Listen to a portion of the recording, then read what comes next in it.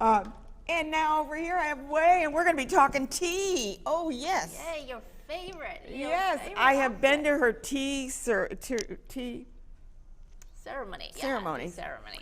That's my They are expertise. amazing because I tell you, I did not know there is white tea, there's green tea, there's red tea, there's black tea. There's half red, half green.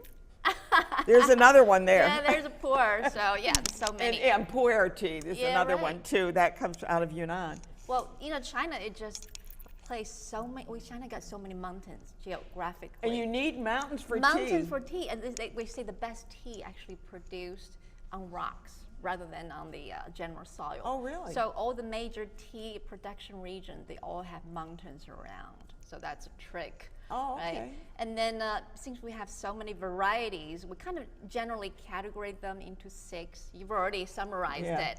Oh, see what I got you here today. She's got some tea there. Okay, Yeah. so what did you bring to show?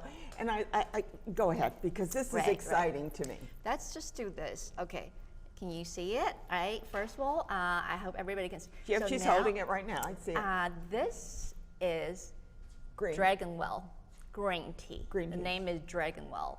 So as you can see, they are loose tea, like one piece of tea leaves for each. And what they did to that, they actually like stir fried it gently to kill the green, grassy. Oh, the right. grassy So flavor. Oh, then the so tea. it's kind of like a smoky flavor? Or No, there's no smoky at all. They just Okay. go through that process to kill the grassy, Okay. but then bring out the true fragrance of the tea. Gotcha. And have a little fragrance because you generally kind of stir fry it without oil or anything, just the technique. So this tea has been maybe one of the most well-known green tea. Okay.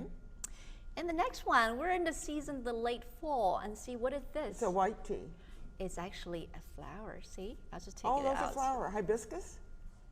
Oh, it's a flower. Chrysanthemum. No. Yes, it's with China we call it Ju flower. Sorry about that. And then in the season, That's a flower. Oh, my we goodness. just get it dried. See, I have completely. rosebud tea. Okay. Rose Right. tea. So that's a typical flower tea for the season. You just put it in the glass And of hot jasmine water. is another one, right? It is, and then maybe put some honey, and that's good. Yeah. Oh, that looks wonderful. And this one, if you can see, it looks dark, and the name is it Iron Goddess. I just love Iron the name. Goddess. Iron Goddess, yeah. Sounds good to me. Half green, half white. Okay. And then when it's steeped into the water, gradually it'll grow into, for every single tea paddle, it'll be like the index finger size. So they just pack now so densely, but then gradually they'll open, to be mature. Into a blossom. Yeah, the water will be absolutely beautifully green. Okay. And it has this really strong fragrance. See, and you thought Lipton was the only tea out All there. right, I know, it's amazing, it's Lipton. Okay, but I know you know pu'er tea, but let me show you This some is surprise. with the fruit, yeah. Yeah, you may know, but a lot of the audience don't know. Let's see what's inside. Let's open this one up. Oh, that looks like a tangerine, or what is that? You know too much, you should keep that in secret. Okay, right. You're right. This is a tangerine wrapped pu'er tea. So it's made of a whole tangerine, and then you open the top of it, and here, as everybody can see, it's all the tea leaves fermented. They pack them right in there. They pack it in there, actually fermented over there. So when you steep the tea, has the tangerine, citrus in there, and with mixing with the So you would pu'er. drop that whole thing into Whole the thing tea. in. Whole thing in, you actually wash it, wash it first, bring it out because it's so dry, and then you start drinking. It can last for a few hours, half day, no problem. You could just keep in water because it's protected. Well, and you bring up something interesting because I know that pu'er tea, I usually have to wash that. Yeah. Yeah. And you give it one rinsing, and usually that's about all you need. Why is it important to wash your tea? Not all, though. First of all, dark tea, yes. So why it's important is because, first of all, the major reason is to get the tea ready, such as those mature tea and fermented tea like pu'er or Iron Goddess. They have been matured, aged so long, and they have been packed, so firm. So you want to kind of like, get it to blossom. Otherwise, what you're drinking the first round might be like tasteless. Yeah. You want to get it ready, like, hey, wake up, age Yeah. tea. Okay, you've been aged too long. Wake up. Now it's time for you to blossom. So that's really the main reason. You can say, wash it, get clean. No, it's not. It's really get the tea ready to be drank. Yeah. Yeah, And that's it. I understand that because I've seen them washed and stuff. But the tea ceremony is going to be part of a bigger event coming up. Absolutely. The And Peking Opera Academy midterm. term show, yay, my favorite. Yeah, if you the techno person over there can bring out the flare on the screen. That's the first picture. And then we'll bring them up and we'll talk about them. Okay, go ahead. So it's still it's also on December 7th. I can follow up if anybody want to go to the Armenian Festival, have lunch, and come over to the Peking Opera show. That'll be great. You know. I don't know. Are you bringing it up, Jeremy? Maybe. Yeah. So because we offer tea ceremony Okay. in the show. You know, imagine that you would sit there and drinking those tea, I was just introduced, having some snacks, and watch the performances. How wonderful And we is that? can do that.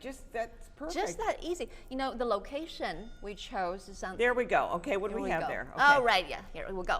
Look at the flare. So I want to just talking about the location too. Is in Choi, Newman Chapel. Yeah, and that's you an know, RPI. RPI, yeah. Well, for us, the Peking Opera performance is really important that we need to have a good acoustic system because the performance, they sing, they dance, and the posture. Yeah. Cannot imagine to get a wireless microphone in front of you, right? No. So that's why Newman Chapel is a great idea. For anybody watching, if you have a theater, have great acoustics, that let me know, please. Yeah. And then the picture, next picture, see the costumes. You can put the costume pictures on the screen for the picture in front. Yeah, right. See that beautiful water sleeve dance? So water sleeves can be long those are as amazing. 1 meter or 2 meters. I know they're amazing. Right, like for this show, you can see the dancers wear water sleeves for 1 meter or even by 6 feet. And they go, water whoo, and then it's out yeah, there. Yeah, I love it. Right. Please show the picture before that. So see our lovely children performers. Yeah, right. So they wear their lovely costumes and perform. And please show the picture before that too. And then the picture with the makeup. Right. Yeah, that's the one. So that's something I want to talk to the audience and you.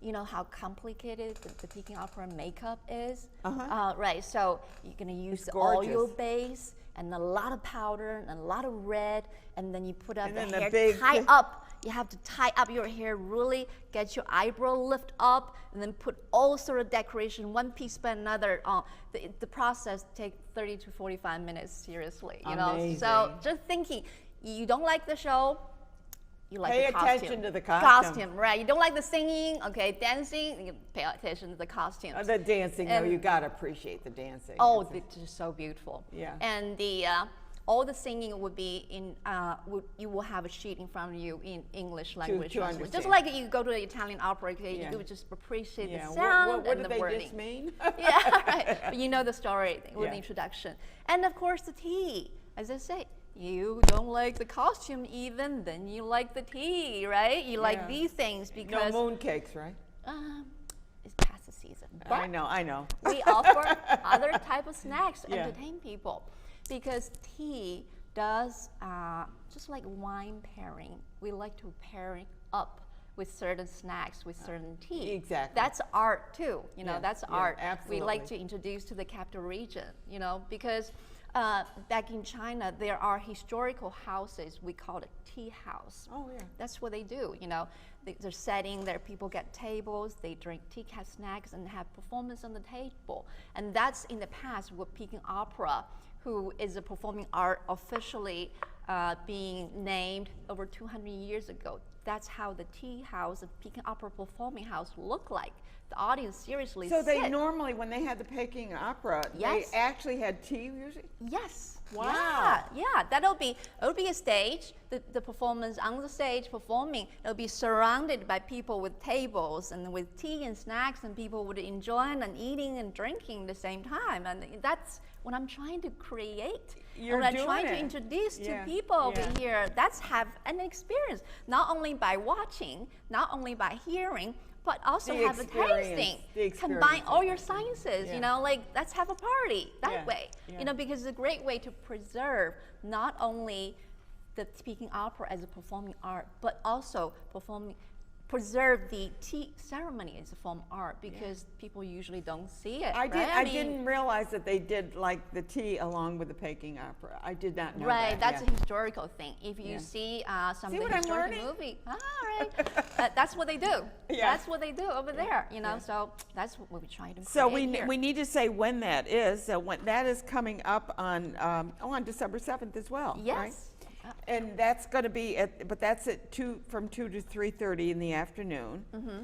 And you're doing it at the Rensselaer Newman Newman Center. Chapel, Yeah, yeah. and that's at RPI, right? Right, It's right on Burdett. Yeah. Right It's a near the ticket. hospital. Right, near the hospital. Exactly. It's a ticketed event. You can easily go to our website, cccalbany.org. It's right on the main page. Just click, you will find out. So there are two types of seating. One will be with Kung Fu tea ceremony tables. People, our volunteer. Did you say Kung Fu? Yeah, Kung Fu tea. We call it Kung Fu tea. The tea ceremony with serious procedure and serious kind of steps, and Okay, then all right. tea tasting. That's a Kung Fu tea in the Okay. South. So basically, what people would present in front of you, and then keep pouring you tea at the whole show. Isn't that amazing? So that's what they call VIP seating. Okay, And then there's good. general seating. There'll be, you can still call get the tea, fountain. You right? still got tea, but it's just not like people present you and service you the whole 1 hour and a half. Yeah. That's a lot of work. So it's a two type of seating over there. Okay, so it is a ticketed event, and if you want to go, just go to their website at CCC Albany.org. Right. and On the you main can- page. And you can get tickets there. Yeah. And I want to thank you, Wei, for explaining tea to us and My to pleasure. our viewers. My pleasure, Yes, always. it's always a pleasure. And she gives a wonderful tea ceremony. Let me tell you, it's just, you have a few snacks too. Front row seat for you, VIP. Please, please join us. Good. Love to. Thank you. Okay.